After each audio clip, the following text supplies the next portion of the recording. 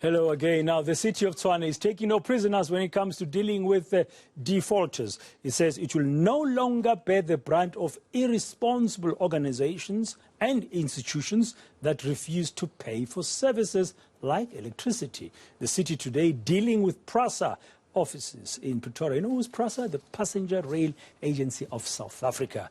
It says since embarking on its latest operation, the city has managed to recover, listen to this, almost 500 million rand. In other words, R500 million is now in the kitty for the City of Tshwane. Well, for more on the latest, Bateman, a reporter, is joining us. Barry, I mean, before I ask you why PRASA was disconnected, just fascinating, just off air before we went on air now, that it looks like this kind of drives or tactics by a city like Tshwane are bearing fruit. It absolutely is bearing fruit. I mean, it was just a couple of days ago, you said 500 million that they've managed to recover in those debts from these accounts, these defaulters.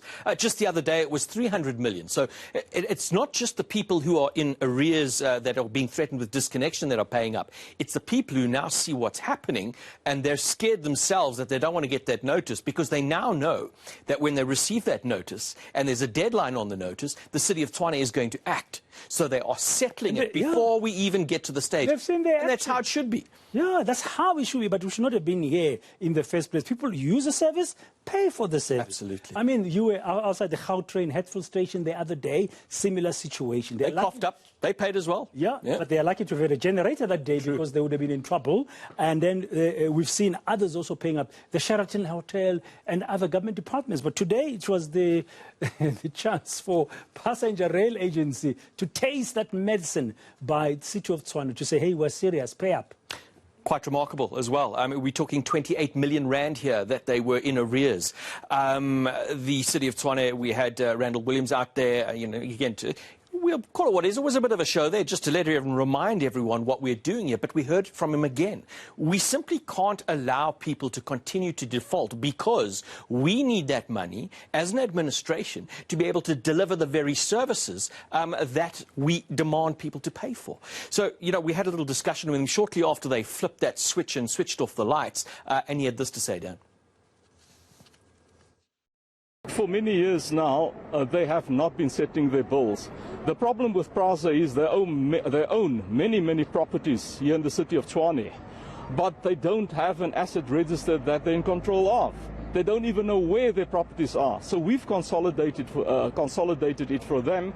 For their properties, they owe us 28 million rands. The consolidation amount, a consolidated amount, this property here owes us 380,000 rands. But altogether, they owe us over 28 million rands.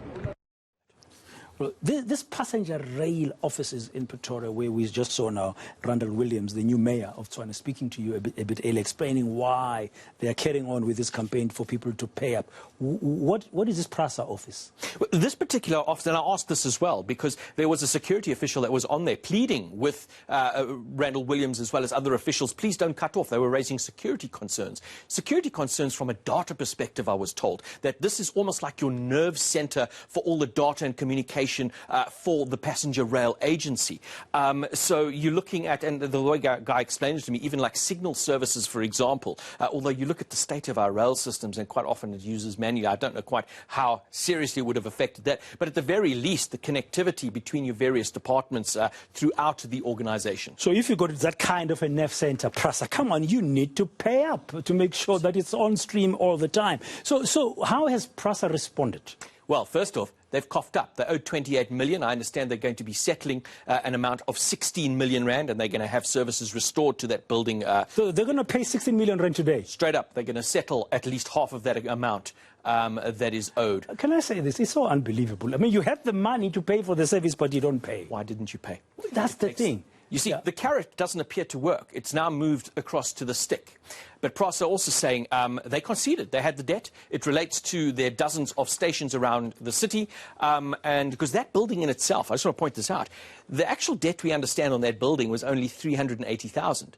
But what the city did, and this is what Randall Williams was explaining, they consolidated all of that, and this was their HQ in the city, and that's where they went to go disconnect services. So you represent, this office here for data, whatever, you represent all your bodies under PRASA here. So we come to you and cumulative. So now it's being sorted out. Thank you very much, Barry Bateman, for that. I mean, it's unbelievable. You use a service, you get a service, you must use it. Because what happens next? The city does not have money from an admin perspective.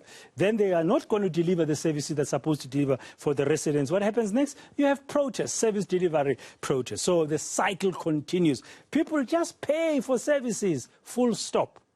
Now, there seems to be an